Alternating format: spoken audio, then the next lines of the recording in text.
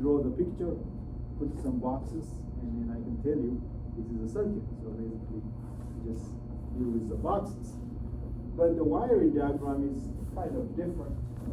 And then the schematic diagram is more like, it's a wiring diagram, but more like a logical wiring diagram. So instead of like writing the box or something, so the resistor will be written. So basically that's, circuit diagram is more like a logical diagram. So I give you that, you turn that into actual circuit. So I give you a schematic diagram.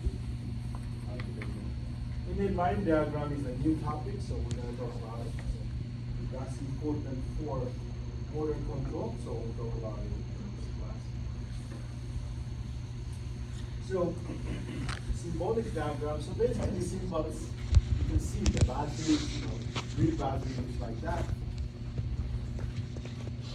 That's 12 volt battery, the car battery.